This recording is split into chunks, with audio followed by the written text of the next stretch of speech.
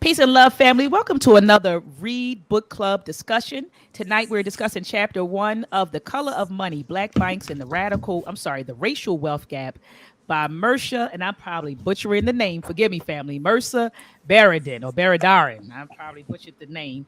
But we're reading this book tonight. We're discussing chapter 1. The title of chapter 1 is 40 Acres or a Savings Bank. And so I know you see the title to the show. The show says, or the discussion says, well, what happened to our 40 acres and a mule? And so tonight we're going to be talking about what actually happened. When I read the title, I thought about Spike Lee. Remember back in the day when Spike Lee was producing his movies, and he's still producing movies, by the way, but he had, Do the Right Thing, Mo Better Blues, Jungle Fever. And so at the beginning of his films, you would see 40 Acres and a Mule Productions. And that was the name of his company. And so they did promise us 40 acres and a mule, but did we ever get it? No, we didn't. And what did we get? We got a bank. And so we're going to talk about that tonight. But before we do, go ahead, Brother T and Brother Everett, go ahead and introduce yourself to the listening audience. Family, how you doing? Once again, thank you for coming back this Sunday. Let's do a little housekeeping and hit that like button and share so we can get some more engagement in our chat and share this wonderful book in discussion with Dr. R.E.A.D. I'm Brother T. You see me on the last, I believe, 2 book clubs. And I'm definitely going to enjoy the dialogue with the family on this chapter 1, 40 Acres or a Savings Bank. And I am Brother Everett, president of the Baltimore UNIA, and I'm just blessed to be here to go over this powerful book today. And T, tell them about JT Coins. Whenever we have this book club discussion, you never plug, I don't want to say never, you rarely plug JT Coins. And Brother Everett, talk about your UNIA and let's tell the people what you're doing. That's true. Well, I never talk about JT Coin Rings. JT Coin Rings is a channel that I do here on YouTube, and I talk about making coin rings and anything precious metals. As you learn in this chapter today, you learn about the banking system. The banking system was once backed by gold and silver. And that was my whole reason to get into coins, because I learned about the importance of gold and silver in our monetary system. And as you learn through policies and laws and throughout history, you realize how weak our dollar is today. When I started doing this, I wound up learning that I could also make money by creating jewelry. So I created JT Coin Rings. I talk about the history of coins. I talk about the monetary system. And I also show you how I make jewelry out of coins from all over the world. So Brother T stands for Tiwolo, which is my middle name, but JT Coin Rings is what I do here on YouTube. Beautiful, beautiful. Brother Everett. Oh, yes. Peace and blessings. I'm Brother Everett. Like I was saying before, we just hit our first year of our division of the UNIA. People that don't know, it's the organization, government founded by the Honorable Great Marcus Garvey. As you can see, the red, black, and green behind me. And we're just excited. We just had a monthly, bi-weekly meeting. We had the powerful Dr. Jeffrey speaking and our Sergeant General. And I will forward that over to Dr. Ma'at, that meeting. It was just a blessing. We were talking about Dr. John Henry Clark, which our division is named after. And it was just a beautiful bill. So I get that to you guys for Dr. Ma'at to share. All right. Appreciate it. Family, share the show, share the broadcast. I see we have in the building Shimsu Netcher. He posted in our Read Book Club chat that he was going to join us. You remember Brother Shimsu, Brother T, he was on the panel when we were discussing Blueprint for Black Power. So he's in the building. Peace to you, Sister Crystal Denise. Sister Crystal, I don't know what's going on with you, but you need to get on this platform, Queen. I love her. I love her perspectives. She drops a lot of jewels in the chat, but I would love for you to join the panel, sister. But greetings to you. Jay Lou, he said, this is going to be good. Oh yeah. This chapter was just phenomenal. It was phenomenal. And I see New Black World Order. You're in the building. Peace to you, family. And he says, peace, family, welcome, share the show and hit the like button and enjoy the information. And even if you don't have the book, some people say, I don't have the book, Doc, still stay in and join us because you're going to learn a lot of information, whether you read the chapter or have the book or not. But let's jump right into chapter 1. All right. This chapter, like you said, T, is packed with a lot of information. And when I was reading this last night, I was sitting in bed and I was going through making my little marks. And family, I literally mark up every book that I have. I write on the margins, I scribble in it. I just, So I was sitting there and I said, oh my goodness, I have to thank Brother T again for recommending this book. I remember you told me, you said, sis, you got to get The Color of Law and you have to get The Color of Money. You have to read those books. And so, T, I just want to publicly thank you for recommending this book. I didn't want to put it down last night, but it was like 1:30 in the morning. And I said, I need to take my tail to sleep. And I got back up this morning and said, I just need to read it. And so I spent, a few hours. Actually, I started reading it in the afternoon. And it took me a couple of hours to read it. But it's a phenomenal chapter. So anyway, T, I wanna bite your style, right? And I want to start by reading the first paragraph, because the first paragraph, it sets the stage, it sets the tone, it sets the stage for what we're going to learn next or what we're going to discuss next. Okay, so she says, slavery, America's original sin, according to James Madison, created the foundation of modern American capitalism. I want to pause right there. I thought about, when I read that statement, my mind went to Eric Williams, Capitalism, the book Capitalism and Slavery.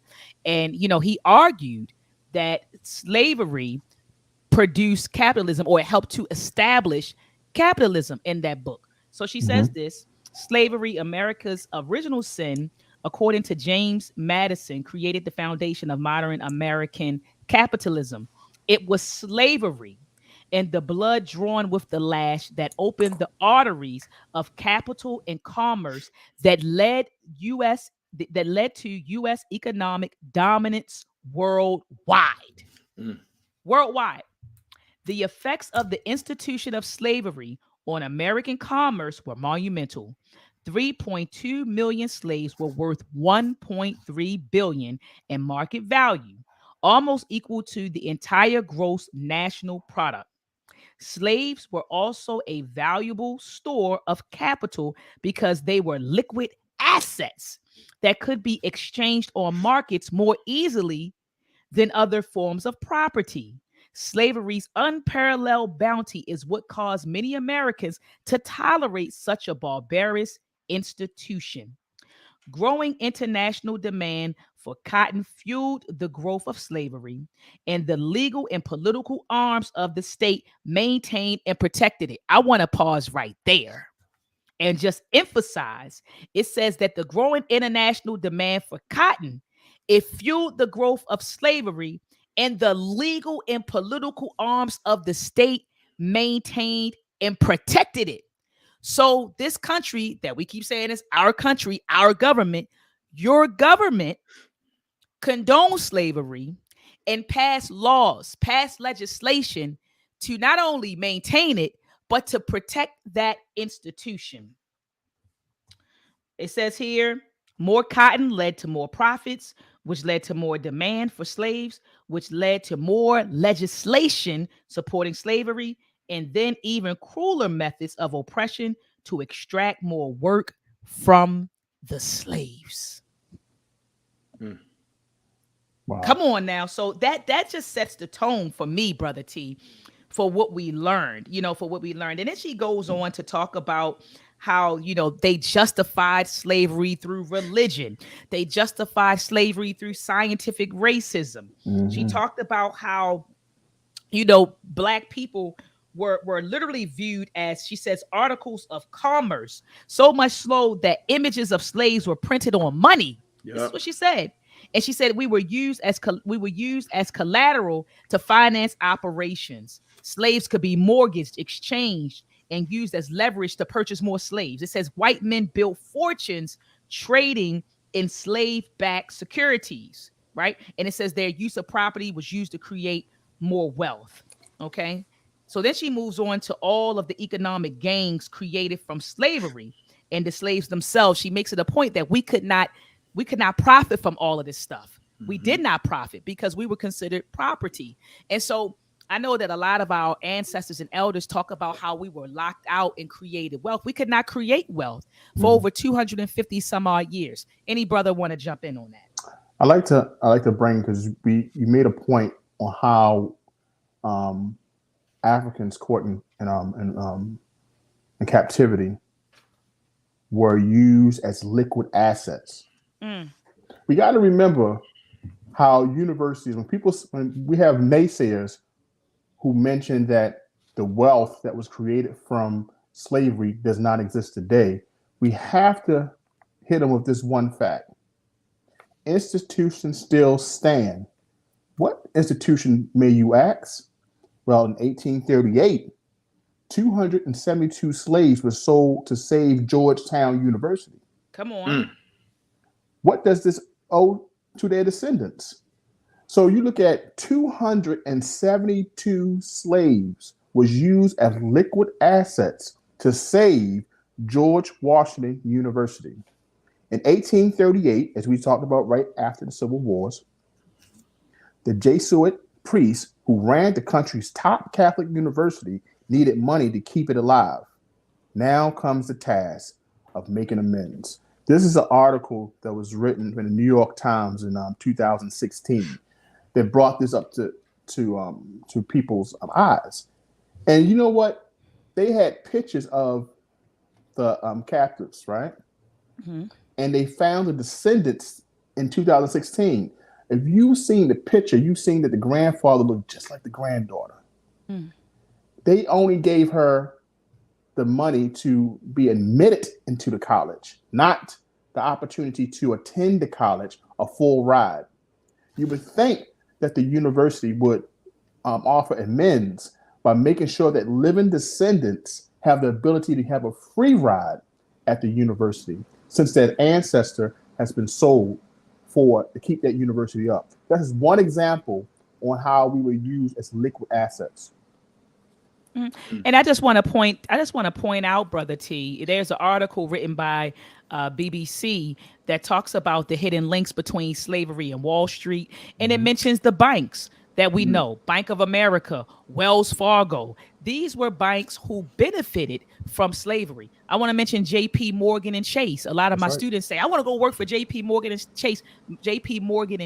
And I said, well, do you understand that these people benefited from the enslavement of your ancestors? You want to go work for that company? So like you said, Brother T, there are institutions today that we know of. Some of us work for these institutions.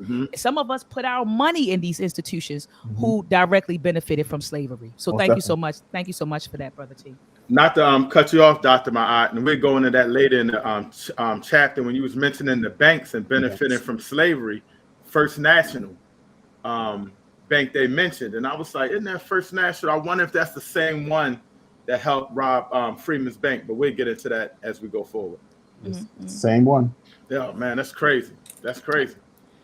Absolutely. And so she moves on to talk about, it says that white supremacy. It says, and since slavery was premised on white supremacy in a racial hierarchy and ideology avowed across the country, and not just in slaveholding South, even freed blacks were restricted from full participation in commerce. So you know how they say things like, oh, well, during slavery, there were still some free blacks. You know how people say that to you. Oh, it was still some free blacks during slavery. But even those free blacks who lived during this time period were locked out. They were locked out from full participation in commerce, which was, the cotton industry at this time. They were cultivating cash crops on the plantation, and those cash crops were tobacco, cotton, rice, and I feel like and sugar, right? Sugar, rice, tobacco, and cotton. And so that's what they were cultivating, with the labor of African captives. I hate reading the word slaves, so she uses that a lot throughout the book, and I'm like, because when you say slaves, it's so dehumanizing, even though that's what they were going through. But I always say our ancestors weren't slaves; our ancestors were captives. So when I hear that word slaves, I get offended. But anyway, so they were the free people, the free men, could not participate fully in the commerce. And so then she moves on to talk about Jim Crow.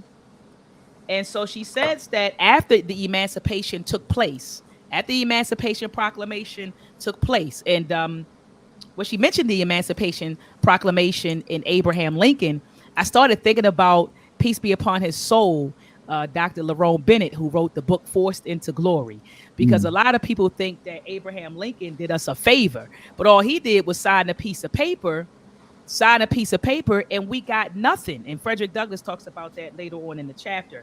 But anyway, at the Emancipation Proclamation was signed in 1863. I believe the Reconstruction period started in 1865, and it lasted a period of 12 years. Now, during this time period,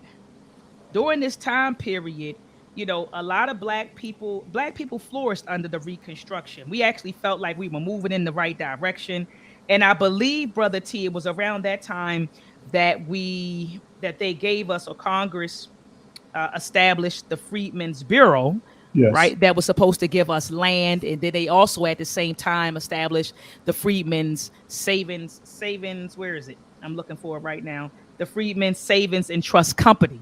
Yes. And so the Freedmen's Bureau, and I want you to explain that to the people, Brother T. What was the Freedmen's Bureau, and when was it established? I'm looking for the exact year that it was established. I'm not following the page as you was talking. I was listening to you, but the Freedmen's Bureau was basically set up to help the African captives to get supposedly start in the fabric of the United States by working, by finding them jobs, by helping them with relief. It was almost like today's social service. It was an opportunity for them to get funds for housing, funds for food. And out of this came the establishment of the bank. So it was basically a bureau was set up to help the formerly captives kind of get in the fabric of United States fabric life. But it was like the bureau was like basically the social service, like I said, social service of today. It was a help, supposed to be a help me. Mm-hmm.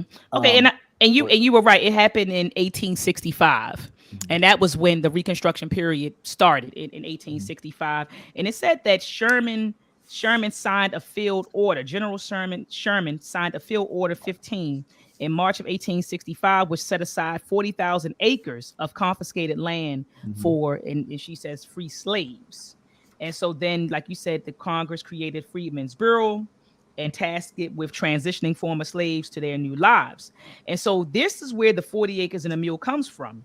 It said that the Freedmen's Bureau Act of 1865 formalized Sherman's field order into a law providing that each Negro might have 40 acres at low price on long credit. So the order came directly from President Lincoln, who wished to give freed slaves an interest in the soil. The price of the land was to be fixed at $1.25 per acre, 40% of which was due up front.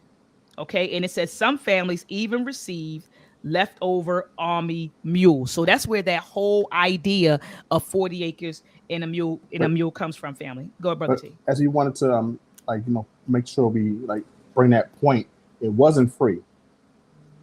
It wasn't free. And 40%, just like how we had to come up with 20% to buy our home, 40% was supposed to be up front. And we'll see how once they snatch that away from us, they use land as a bait in order to talk about and to promote the bank. I got you. Right. So they said, hey, this was a better deal, but since we snatched it away from you, let's give them a bank. So they still in the mindset of saving for the land, but we're going to put laws in place to make sure that land never gets in their hand. So this is one of the things I wanted to point out, because I think in history, people thought that the land was just supposed to have been given to them based off the 40 acres. And we know that we learned today that it was $1 and something less than $1.30 per acre. And you had to come up with 40%. Now, this is people who just came off the plantation now. So even though it seemed like it's not a lot of money, we got to think about that's a lot of money to people who have not been in the workforce and never got paid. Right. The sad part is that they took the land back and they never right. They never even gave the people their money back. So this starts a whole line of the government screwing black people over. It kind of starts right here. Once you free, we're gonna give you something, make you pay for it, and then take you away and not reimburse you. As soon as Abraham Lincoln passed away, the next president in line was not he was not trying to help any blacks. He did not care about any black movements, and he made sure that he sided with Southern supremacists, white supremacists, in order to give them their land back. He said before the seasons end, the season didn't even have a chance to change the harvest. They had the lands back. They snatched it from blacks who were taking care of that land. President Andrew Johnson. That's what it is, President. I was looking for the name, brother Everett. Thank you so much, President Andrew Johnson. And like you said, he sided with the South, and it was, it just reaffirms that they look out for each other, regardless of political ideology, regardless of social economic status. They look out for each other, and so you see that when we'll get more into the chapter where we, later on in the chapter where we see how the Northern liberals sided with the Southern people to maintain racial hierarchy. If I'm not mistaken, he was one of the first presidents to be impeached. I didn't know that. Yeah, if I'm not mistaken. And then I want to point this out too. So even though I said black people began to flourish under Reconstruction, so we thought, we still experienced a lot of harsh treatment. The Confederates didn't take this thing lying down. It talked about how, the Reconstruction Revolution was violently overthrown, and how you had ex-Confederates, how they won back through violence, fraud, and coercion what they could not achieve through military victory or the political process. It was during this time period that the Ku Klux Klan became a paramilitary force in the South, whose purpose was to overthrow the Republican government, black politicians, and other activists not fully in line with the established antebellum order. So Reconstruction, yes, we were making moves. So we thought, I think there's a quote in here by Freedman who said, we've progressed a whole lot. I think he was articulating that that we progressed a whole lot within. I think we did more in one century than we did in another. I forgot exactly what the quote was. Oh, I think I remember what you're saying. Yeah, but he was saying that we flourished, but there was a lot of pushback during the Reconstruction as well. The Southerners didn't take this thing lying down. Just to be my point before we go on, during the years immediately following the Civil War, President Andrew Johnson clashed repeatedly with the Republican-controlled Congress over the reconstruction of the defeated South. So that's why he was impeached. He was impeached at that time, based off that he was totally he was going through that war of not allowing them to have the land and snatching the land from the slaves and stuff like that. But not a lot of people go back to that impeachment because that will uproot a lot of that stuff that we're talking about in this chapter right now, about how anti-black he and his policies were. And it says right here, I just want to mention Du Bois. Du Bois said that of Reconstruction, he said the slave went free, stood a brief moment in the sun, and then moved back again towards slavery. Because right after Reconstruction, now here comes Jim Crow, right? Here comes Jim Crow. Here comes the black codes. Here comes the vagrancy laws. Here comes the sharecropping system. Peonage. Here comes convict leasing. So all of these different laws that were passed to continue to exploit our labor, and that's what it really was about, to exploit our labor and to continue to subjugate us economically. I think a part, and I'm not sure where it was. I know it was close to where you were reading, Dr. Ma'at, when they were talking about how white Southerners wouldn't sell black people land. They would even sell it for half the price, even less, just to sell it to a white person. And those kind of things even held us back. So like you say, now that we're free, we're getting the end of the stick because of the laws and everything and just holding us back. So that's very important what you just said right there. Absolutely. And I just want to plus one what you said. the laws. They weaponized the laws. I remember Dr. Amos Wilson in Falsification of African Consciousness. He said laws are only good as the people who enforce them. So you could put a law in the book. Like, even think about this. During the civil rights movement with Dr. Martin Luther King, and this is not to take anything away from our great ancestor, Dr. Martin Luther King, but we already had a Voters' Rights Act on the books. Remember, we already had that on the books. And then, so I think he passed another legislation. He pushed Lyndon B. Johnson to pass another act. I think the Voters' Right Act of 1964. Was it the Voters' Right Act of 1965? Somebody tell me in the 65. chat. He passed it. I think it passed in 65. But we already had the right to vote. The right to vote was already in the books.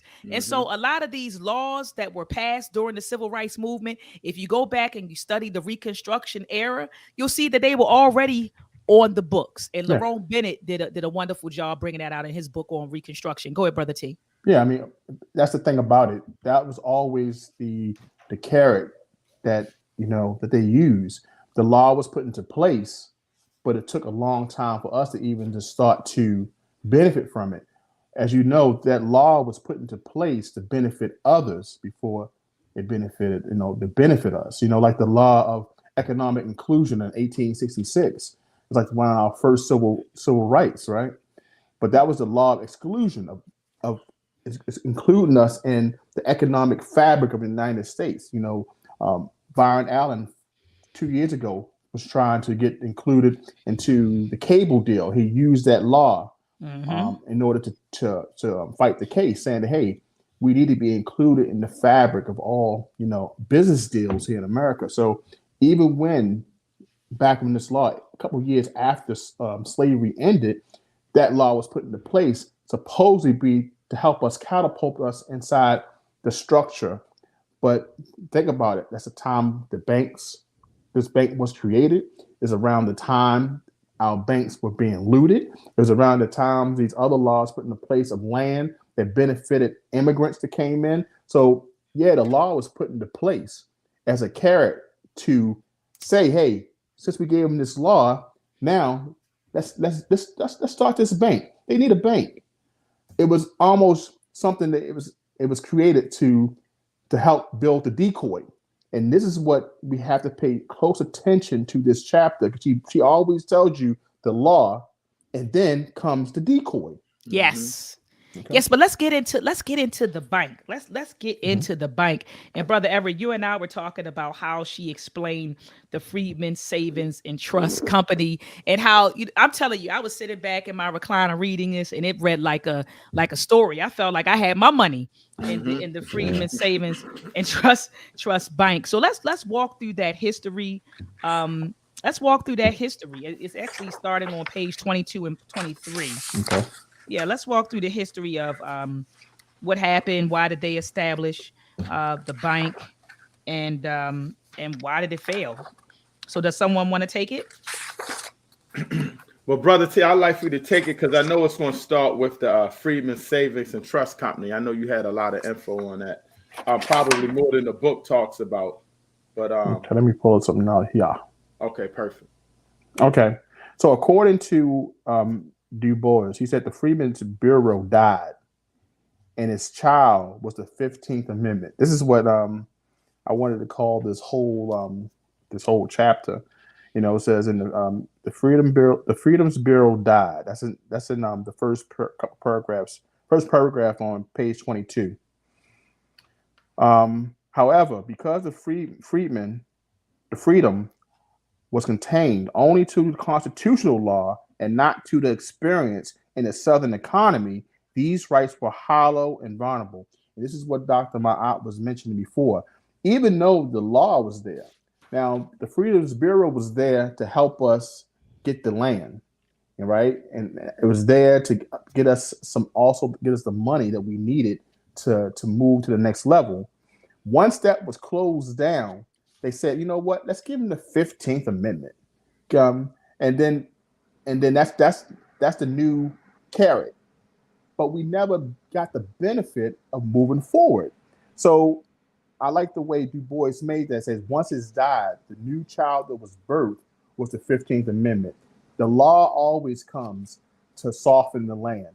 You know what I'm saying? From the fall. and that's the decoy. So he mentioned, as Martin Luther King Jr. echoed a century later, the Emancipation Proclamation freed slaves, a legal entity, but it failed to free the Negro as a person. Once again, it's another example on how the law was put in place, but we didn't reap the benefits from it to centuries later.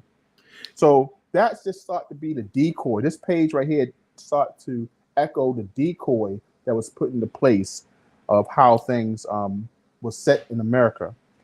Instead of land, free slaves got rights that they could not use due to their economic and political status at the bottom rung of society. They also got a saving bank, which was another form of diversion that would be repeated in the next century. So we always got things that we can't use. Like I think we stressed this last chapter. The fact that banking black is what we need to do. But very few of us knew how a bank operated. Right.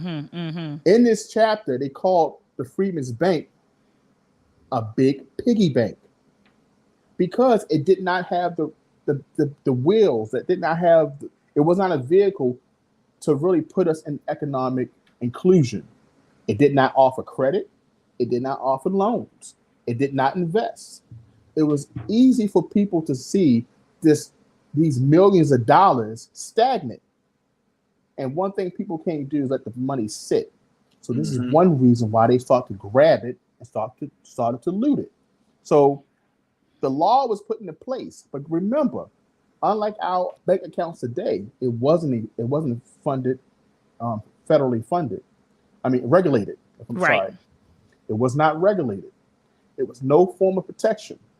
So the money that was put into place, it could have easily been taken. Now I want you to, if you remember somewhere in this chapter, I can't remember what page, it asks our ancestors to put in $50. Yes. What's the difference from Greenwood asking us to put in 100? Right. I'm just saying. No shot at Greenwood. No Bank. shot at Greenwood, right? No shot at Black Wall Street. Bank. I'm just saying this one point. It doesn't move too far from this narrative.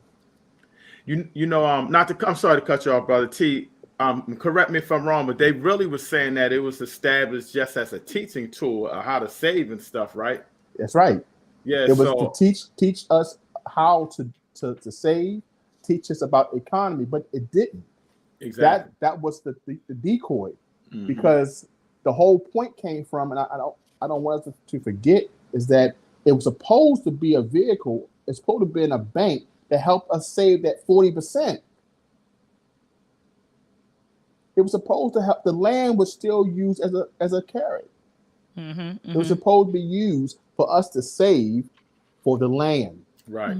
The land was always the carrot. That's what it was for. That's why it wasn't a bank to invest, to extend credit, but that's what you need in order to build wealth. A bank must extend credit. And that's what I want to kind of, that's what I want to state right here. I want to talk about briefly, and I love T. That was a great segue into what I wanted to read at the bottom of page 26 and 27. It says the whole point of banking is to collect money and to put it into productive use through lending. Yet the Freedmen's Bank was purposefully set up as a savings bank, a teaching institution, which you brothers touched on, rooted in paternalistic and condescending mission of instructing blacks in the ways of thrift and capitalism.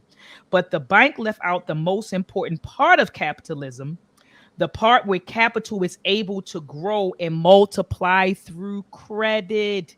And so it says, by not lending to depositors, the Freedmen's Bank was counterfeit capitalism in its inception. It created a stagnant pool of money instead of a turbine like the one Alexander Hamilton had described. So this is why the president said, give them a bank. They knew it wasn't going to do anything for black folks. So they said, give them a bank, and not only give them a bank. Let's go back to page 24. Not only did they give us a bank, but then they gave us the illusion of security. of the putting our money in that bank. So we thought our money was secure by putting our money in the bank. So at the bottom of page 24, she says the bank appeared to be backed by the full faith and credit of the federal government. So our ancestors actually thought that it was backed by the federal government. It says, and indeed, many free slaves were induced to believe that the bank was a government institution, or at least the government was responsible for their funds. Okay, so look at this. It says that they utilized some propaganda. It says the passbook issued to the depositors in the Freedmen's Bank bore on its cover the likeness of President Lincoln. And back then, Black people loved Abraham Lincoln. So on the passport book, you're giving it to these Black folks, and you put an Abraham Lincoln on the cover. It says General Grant, also General Howard, and others whom the freedmen had learned to revere as the special benefactors of their race.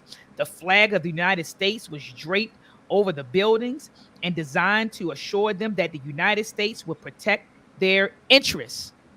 But this bank was ran by white people who not only started off as a savings bank, Brother T, but then let's talk about how, the management changed. And there was a guy named Henry Cook, Jay Cook. They started managing the bank, and they went to Congress and they changed it. They said, look, we want you to deregulate this. So it changed from a savings bank to an investment bank. And they took the money, invested the money into railroads, and that plummeted. And so people lost their money. I think they said it was maybe $2 million in the bank at the time that the doors of the bank closed. And that's $2 million in the 1800s. Can you imagine what that would be worth today? Right. And today we would be talking about in the billions. I think it was saying about 1.5 billion today in the book. I'm looking at it right now. So then they said they handle more than 75 million of deposits made by more than 75,000 depositors. So you're talking about a lot of money back then. People just trying to save, not even getting anything back. That's highway robbery. That's crazy. Yeah, that's not called an investment. Exactly. That's not called that an investment. They deregulated because like the ancestors thought that it was protected by the federal government, but it was a charter that was by Congress, and they lobbied. And they had people who lobbied to deregulate this charter so they can take that money to put into a speculative market. I don't want to say investing, because investing is bringing some money back in some form of. They stole the money, and they needed Congress to release their hold or the protection. But Congress didn't care, because Congress didn't even look at who was on the board. The board didn't understand how this bank worked. They go through the whole chapter telling you that, hey, the board didn't know anything until the money started to dwindle. And then they went and got our ancestor, Frederick Douglass, to try to save it as being president, as we'll learn later on. No, go ahead, expound on that. We're there. So go ahead, Brother T, expound on that. Basically, as history has been displayed here in this chapter, Freedmen's Bank was supposed to have been the opportunity for our ancestors to move right here in the United States. They amassed so much money. They had over 61,000 deposits in this bank. This bank, unlike banks today, was not federally protected. So the deposits went in, and guess what? Our ancestors couldn't even get anything withdrawn to benefit them in the outward market. Capitalism was being created.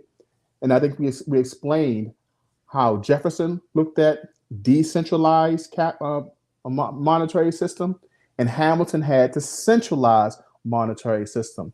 As we learned today, that this is where United States was going. It was becoming a global market. We were locked out of that market because our bank was not set up to benefit the global market. But because of white mismanagement and the board, they had Black people working the counters to make people feel, hey, this is a Black ran bank. We had the tellers that were Black. They even pointed out one gentleman who would go to all the banks that were Black black owned, to be the face. He was like the spokesperson that he made everybody feel okay. Yeah, black manager of the bank. Yeah, right. He was the person. He was the face of the bank. Right. They had it all set up. This persuasion was set up from the beginning. But what was being done? The Northerners started to have interest, and they wanted to have the railroads, because railroads was big commerce that had the ability for them to travel state to state and also worldwide. Right. This is the new industrial revolution. So they took that money from the bank of all our ancestors. They amassed millions to fund this new venture. And when I think the panic of 1873, this panic of 1873 was a worldwide depression, even as far as France. Our bank suffered then as well. And when our money was withdrawn to fund this failing economy, there was no one there to protect our ancestors from the theft. So they used our ancestor Frederick Douglass to be the face. He took $10,000 of his own money to put into the bank, but he realized there's nothing I can do, and I will no longer support this. He went to Congress and said, hey, I can no longer support this because I'm not going to have my people putting this money in this bank that's falling. It's been ran rapid. But he didn't know anything about banking as well. So it was an example. And the decoy has been pushed from year to year, all the way till we found out that the money from Freedman's Bank funded First National Bank. Yep, that was it. You know what I'm saying? They took that money to put it into a bank, which was using its deposits to fuel capitalism. It even says First National Bank put its abilities on Freedman Bank's books. That's right. Like they were all of the bad investments, they were putting it on them. And it's kind of crazy, Brother T and Dr. Ma'at, because we learned this from the last book. I learned a lot from that. What was it? Myth of Black Buying Power? That was the book, right? Same here. Yes, yes. We started educated on the use of banks and what banks do with our money. So it isn't like they're just taking our money and holding it. They are still investing that, flipping it somehow. So in a way, that savings bank was doomed anyway, because we can't get anything off of it. But it's funny when they switched it, investing in the railroads, and I think Dr. Machi even said, what was it before? War bonds? War bonds, yes. Yeah, they were investing in. So it seemed like they had a little bit of good idea, but nobody knew that they were investing that money. Nobody was holding, it wasn't any regulations to hold them accountable. So they were stealing the money. Pretty much, yeah. And investing would have put money back into the people who deposited. Exactly. No benefit was going back to the depositors. Exactly. That was theft. And they didn't even know they was investing the money. They did not have a clue. So that's robbery right there. And that's, before we go any further, because we got just one more, we got to talk about those northern our ancestors in the North who had money, who wanted to invest in the South before the banking system came to play. They had like $40,000 to $50,000, and they wanted to put money into, and they would have probably done it right, because they would understand that, hey, we have to invest in the land, invest in the people. They were turned away. It's like every time that something could have been used correctly, they found a way to put the decoy into play to say, hey, now that they heard about the land, now they heard about how good banks are, okay, let's use this. And that's how they set it up. Nothing's wrong with not buying land. It's the way that they set the land up and the laws that they use to keep us from the land. There's nothing wrong with banks. There's a way that they disarm the banks so they cannot be used as a viable tool. And what you're speaking about, Brother T, because I was looking while you were talking about in 1851, before the Freedmen's Bank in 1865. And it said that leading Black businessmen and ministers gathered in New York City for the purpose of making plans for improving the Negroes' economic status. They decided that Blacks need their own banks if they were going to succeed in business. The group resolved that a mutual savings bank might be established by Negroes in order to encourage savings and thrift and assist Negroes who wish to enter business. Right, because we don't want to forget what the African Methodist Episcopal Church did. Amen. Church. They, you know, what I'm saying, they created. They gave money. They built a lot of things. Yes, they did. Because they learned that segregated money can be pooled together in order to create. So a lot of these things came and they did great things. But on a global stand of what America was doing, that's how we was locked out. Right. We didn't have the ability to make it global and to really practice capitalism how it's supposed to be practiced. And that's where we fail. And that's how we've been led astray by Black capitalism, because it's null and void from what capitalism really is. Exactly. Like you said, and I love that you said it's global. It's global. And Dr. Jared Ball talked about that in the myth and propaganda of Black buying power. He talked about how, remember, it was this, you know, people didn't know whether we should be capitalist, communism. Remember, it was all of these other systems that were competing at the time. And he said that after World War II, the United States of America emerged as like the first world superpower. Yes. And then they convinced other countries to accept and to practice democracy and capitalism. So like you said, Brother T, capitalism is global, hence the need for Pan-Africanism. I know a lot of people say, oh, I don't want to hook up a lot of self-hated Negroes around here. Oh, I'm not African. I'm not this. I'm not that. But hence the need for Pan-Africanism. Because we're dealing with a global system. So we expect to fight the global system by ourselves with the 48 million Black folks in America. White supremacy is global. And so we got to remember that systems combat systems. So what is our global system? Our global system would be a Pan-African one. Most definitely. I agree with that, brother. Sister Ma. I think about this, Brother Everett, because I know that I just learned today, in 1962, August 6, 1962, that Jamaica got, I'm talking about hey, Brother T, hold that, say that date again. August the 6th, 1962.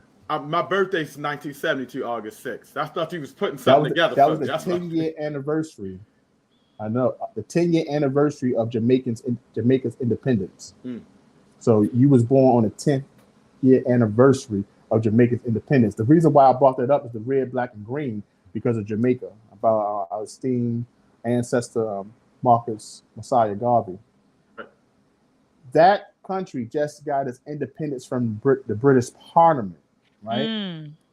At that time, it's in 62, in 1962. So I'm telling you, so it's so many things that we can bond and think about. You think about slave revolts, because this chapter also talks about Nat Turner and slave revolt, and also the slave revolt in Haiti. Think about the slave revolt in Jamaica as well, and the ancestors, the brothers and sisters in the Maroons, basically who separated themselves from the British Parliament and went up to the hills, and they had to sign treaties. They were still fighting for their independence.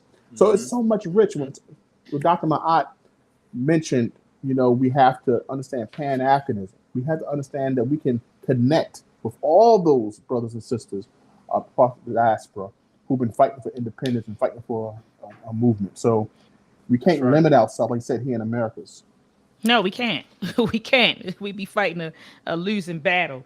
So, yeah, we be fighting a losing battle. And so I'm trying to think where we were. I think we were on like page 31. Yes. Okay, so that's what happened. The bank ended up closing, and she says in the book that no one was ever prosecuted. So the doors closed. You had the white bank managers and trustees. They ran off with the money. You know, they mismanaged the money, ran off with the money, and no one was ever held accountable for that. And so she mentions that how, you know, this planted seeds of distrust, you know, amongst the freedmen. Black folks said, we're not trusting the banks. We're not trusting the government. We lost our faith in the government because, you know, I mean, I'm telling you, T, you talk about that carrot. They were dangling the carrot in front of our face. They were pushing a lot of propaganda. I'm at the bottom of page 27, where it says that in 1968, the bank, and we're still talking about the Freedmen's bank. It says that the bank published its own monthly newspaper called the National Savings Bank, which is circulated to the freedmen. The advertisements were all about land. There goes the carrots that you were talking about, Brother T. It was all about the land. The man who saved would buy his piece of land and become a thriving farmer. Let every man strive to become an owner of land, ever so a small tract even. The bank promised the land would mean you being your own master. Hold so up. this is stuff that say they that said. Again. Please say, I want you to say that with a little bit more conviction. A little bit more conviction. Which part about being your own master? Say that with more conviction and louder. And I tell you one thing, if you would have told our ancestors just mentioning that, if you just mentioned that, that would have made them say, yeah, I'm ready. Yeah. It's empowerment. I can be my own master. My own master. That's what they published in the, in their monthly newspaper. Propaganda at its best. Yeah, buy this piece of land. You'll be your own master. So this is the type of stuff that they were telling us. And it says the advertisements also promised that there was no speculation, no risk in the bank. So our ancestors thought, hey, let me put my money in this bank. It's no risk. It's no speculation. I can save. I can buy a piece of land and I'll be my own master one day. And so, like you said, Brother T, that's the dangling the carrot. That's the dangling the carrot. But and Brother Everett made a good point. Did they even know that these board members was going to the Congress to get them to unhook the charter? Because they said no speculation. No speculation, that entails investing, putting your money in. That's what I'm saying. They understood that the bank as being it's a piggy bank, a place that they can park their money and probably save for their land, because they were sold, hey, no black man or black woman wants to be given land. They want to have their land respectfully. So they want to save it and get it by their own work. That's what's been told to them by the government. Right. So they believed that this bank was the help me. No one told them that they was going to Congress to break that charter, to allow them to take the money out to speculate in the market. Yeah, not at all. They didn't. But you were circulating that monthly newspaper, right? But that's right. You didn't circulate or send out something. You didn't put anything in the paper and say this is what we were planning to do. It was sick. It was sick. So having politicians in play, you have politicians on page 37, and you have David D. Armand. You also have another politician. A politician. He was a reason why this person spoke to my spirit when I seen his hatred. The inhumane institution of slavery required the humanization of black slaves, and so did the South post-Reconstruction economy. U.S. Congressman David A. Darman of Missouri describes blacks as almost too ignorant to eat, scarcely wise enough to breathe, merely existing human machines. Then Senator J.K. Van Dam of Mississippi, justifying the disenfranchisement of the black vote, he explained, I am just as much opposed to Booker T. Washington as a voter, with all his Anglo-Saxon reinforcements, as I am to the coconut-headed, chocolate-colored, typical little coon. The reason why I had to read this is because they had people in power, politicians. So it was so easy to give us decoys. It was so easy. Senator Benjamin Tillman, he mentioned, I want people to go back and read this about this man. Benjamin Tillman, the South Carolina violent election in 1876, this man said, I helped kill them. And I'll help kill 30,000 or more. These are the kind of people who were in office for the states that our ancestors were in. And we wonder why we couldn't move forward. Absolutely. I just want to read this comment from the chat. J. Lou said, black people back then, just like a lot of black people today, really, really wanted to be able to trust white people because they wanted to believe that they would atone for their their misdeeds. And I agree with Jay Lou. I thought that was a powerful comment that he did. We did trust white folks, and like you said, and people still trust white folks today. It's just it's something about that, seeking white white validation and white acceptance that's still there, and that's why it's important that we read books like Naeem Akbar, Breaking the Chains of Psychological Slavery. We can never be physically free until we're mentally free. I just interviewed Dr. Malana Karanga, and he made a powerful statement live on air, and I just want to read it to you really quickly. He said, Dr. Karanga said this, and I know some people have their perspective on him or their perception of him. But he says this. He says, if you cannot think free, then liberation is not only impossible, it is unthinkable. So you got to be able to think free first. And he says, unless we break the catechism of impossibilities taught to us by the dominant society, liberation is not only impossible, it's unthinkable, inconceivable. And so that is the first step, guys. That's the first step. Emancipating. What Bob Marley say? Emancipate yourself from mental slavery. None but ourselves can free our minds. Like, come on, Brother T. Come on. But like you said, Brother T, these are the people who were in office weaponizing the law. And throughout the chapter, she gives example after example on how they weaponized the law. She said even the Supreme Court was in on it. That's even right. the Supreme Plessy Court. and Ferguson. Yeah, even the Supreme Court. They were up on it. They were in line with what was happening. And what was happening, family, was that you had Northern liberals who linked up with the Southern planter elite. And they said, look, we got to keep this thing going. We got to keep extracting the labor. And so they end up developing the systems, the sharecropping system, the convict leasing system. And she talks about that on page 33 and 34 and all of these different systems. And it says the new system produced even more cotton than before the war. And they're talking about the sharecropping system. It said, but for sharecroppers, the credit cycle ensured perpetual debt and perpetual poverty and a singular force on cotton production. And so literally we were in this cycle, like you mentioned earlier, Brother T, this debt cycle. What did it say? Debt or peonage? Here it is. It says physical bondage was replaced by debt bondage. Yeah. And that's what we end up entering into. And so then she mentions this, and I want to close out because I know this is going a bit too long. She mentioned the depressions of the 1880s and the 1890s, and she said this was a moment, a window opened where it seemed possible for poor whites and blacks to join together to overthrow the cotton oligarchy. And I thought about the Bacon's Rebellion. This took me back to Birth of a White Nation by Dr. Jacqueline Badalore.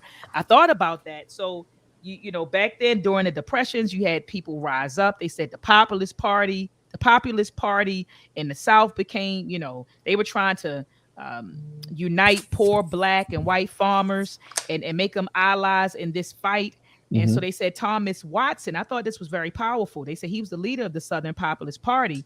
He explained that white supremacy was a deception that blinded the poor and pitted them against each other in order to perpetuate a monetary system which beggars you both.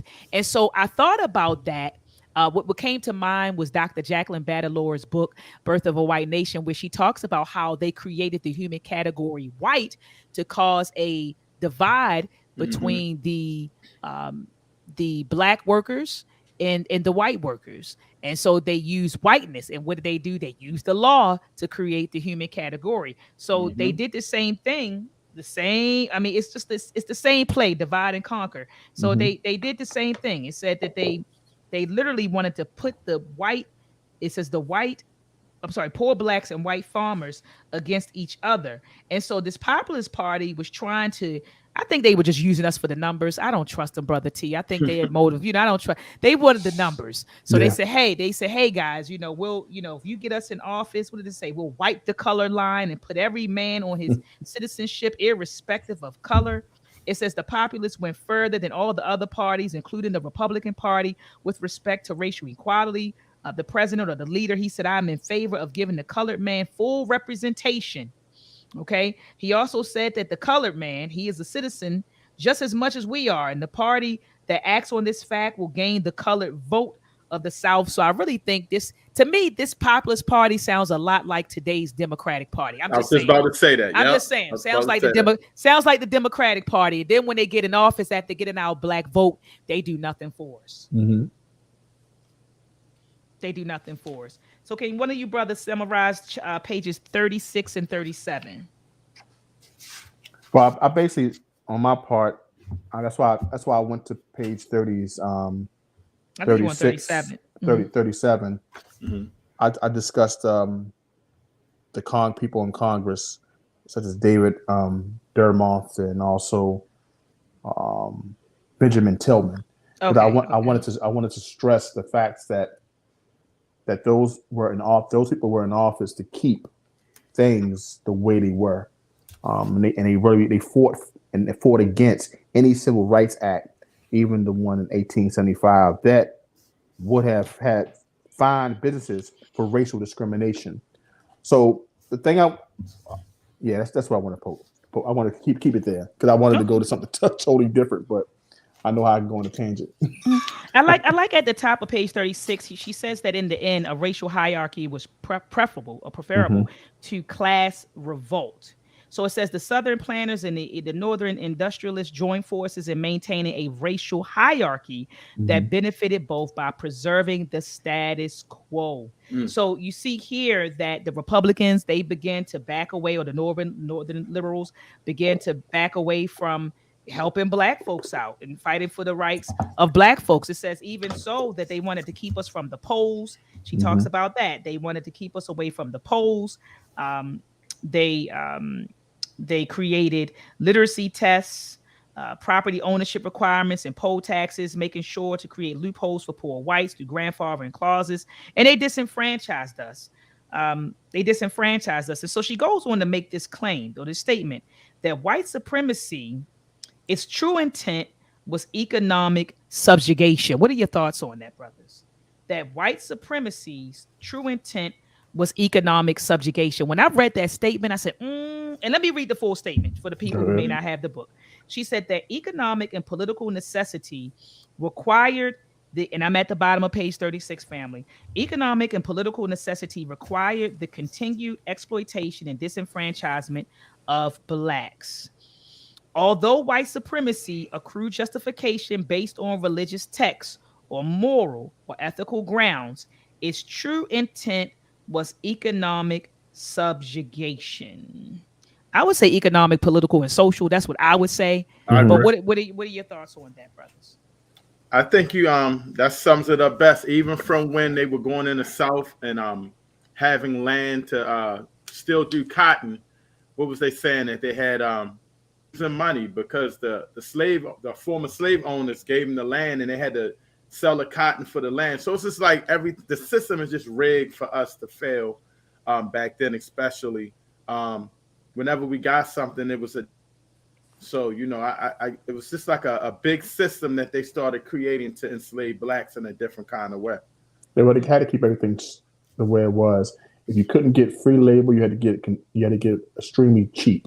And like I said, they had our ancestors believing that if they can just work on the land and just have some hope that they can get the land, they're moving they're progressing. So, but we want to also not forget how Great Britain was waiting in the after the civil rights. After the Civil War, they was like, okay, all right, wait for this dust to settle. Because Great Britain's like, look, we still need some cotton. That's right. So they put that in the book. Yep, that was it. I need y'all to figure this out. So so that's the point I want to understand, because we got to understand that it's the global economics, and they knew for the fact that, hey, we got to figure this out. Politics, everything was pushing towards a global economy.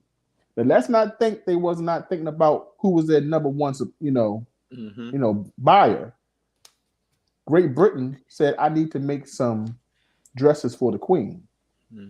So I don't care what y'all go through, but y'all have to figure it out. You have to figure this thing out. And this is exactly why this part is so important, and I'm glad Dr. Myatt read it. economic and political necessity required the continual exploitation and disenfranchisement of blacks. Because if they gave us land, if they gave us the banks and let us get into capitalism, we could have did this all ourselves. Right. We could have made sure that the cotton went over to the Queen. We could have made sure the cotton went to the islands and abroad. You understand? Because we worked it all this time. We had the land, we have the money.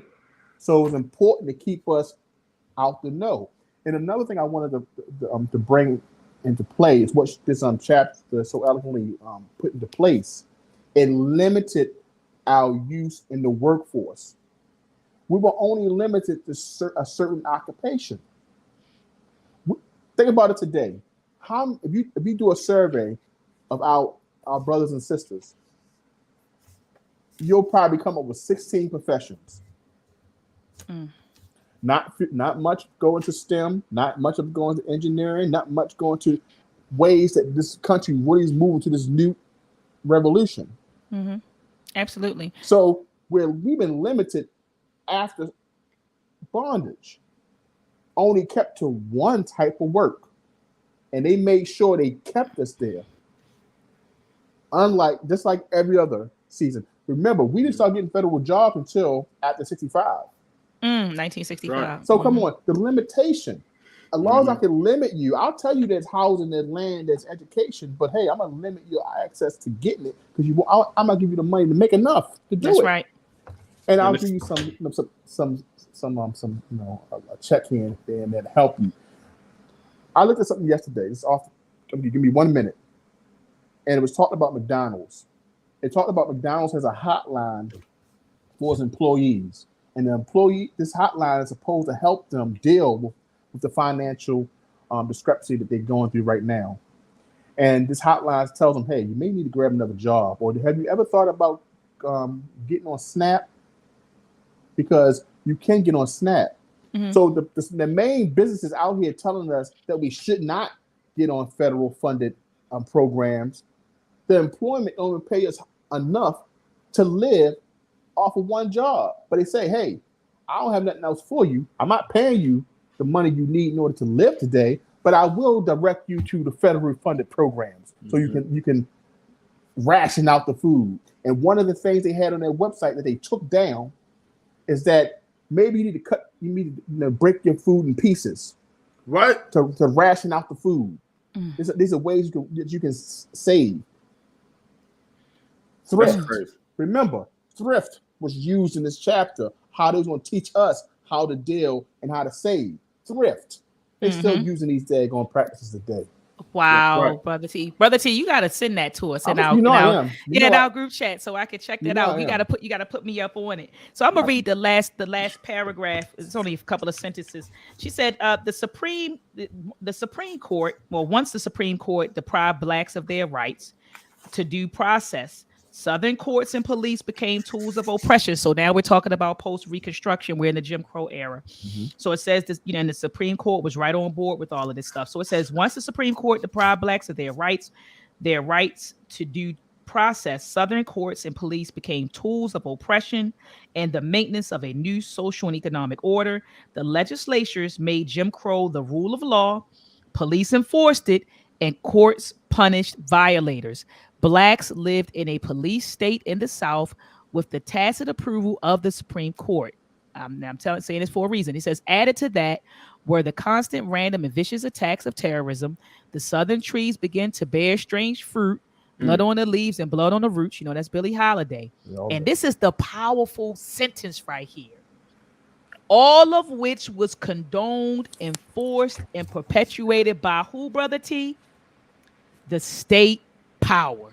The state power. So all of these different things that was happening to black folks, it was condoned, enforced, and perpetuated by your government, by the state power. And so this chapter, Brother T, was extremely powerful. I know that chapter 2 is going to be even more powerful. Chapter 2 is entitled Capitalism Without Capital. Capitalism without capital. How you practicing capitalism and you don't have any capital, right?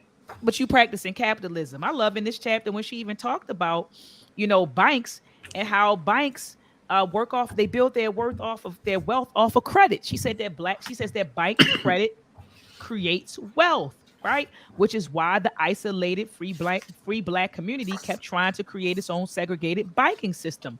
Bank credit is needed or was needed to augment capital. She says, but could a bank be created without capital? So I Nope. can't wait. Yeah, no, it can't be. And so I can't wait next week to talk about capitalism without capital. Capitalism without capital. So I'm looking Separate forward but to equal. separate but equal. So do you have Yes, any sir. closing words, brother T and brother Everett? No, just a powerful book. I can't wait for the second chapter. Looking forward to the second chapter. And this is the book we're reading. Hold them up, brother Everett and brother T. The Color of Money, Black Banks, and the Racial Wealth Gap by Mehrsa. I'm probably butchering the name. Baradaran. All right, this is the book that we are reading and discussing. Family, grab the book, and even if you don't have the book, still tune in, listen to the discussions. I guarantee you'll learn a lot. Brother Curtis, he asked a question. He said, "How can we make a move today using what we're learning from past eras? I'm sorry, from eras of the past." Okay, how can we make a move today? I think a lot of us are making moves, to be honest with you, brother Curtis, mind weather, and I think that you should hook up with some like-minded people and dialogue off air about some of these moves that are being made. I know brother Everett sitting over here like we're making some moves, but we are on YouTube, brother Curtis Mayweather. But this is a really good question. Please connect with like minds, brother Curtis, and so we could talk about the moves that are being made today based on what we're learning from past eras, because that's very important, right? Dr. Amos Wilson talks about that a whole lot, that we shouldn't study history to feel good, right? We should study history as a tool to empower us. And how do we study it as a tool to empower us? Well, we go back and examine what happened, what went wrong here, and so what should we need to do? We studied history to be able to understand our present era and to be able to take that information and make predictions, right? I'm sitting here thinking about Dr. Kaba Kamene and how he talked about prophets and how prophets are just good historians. He said, because if you study the past, then you can properly interpret the present, and then you can make proper and accurate interpretations of the future. And so we use history as a tool to empower us. And like you said, brother Curtis, we take that information, we learn about the errors from the past, and we make sure that we don't make the same errors, right? We correct our errors. But link up with some like minds, brother Curtis, and see what the moves are. Okay, brother? All right, family. So join us back here at 7 p.m. Eastern Standard Time next Sunday to discuss chapter 2 of, and there goes that Baltimore accent, 2 of The Color of Money, Black Banks, and the Racial Wealth Gap. Have a black-tastic week, family. Peace and black power.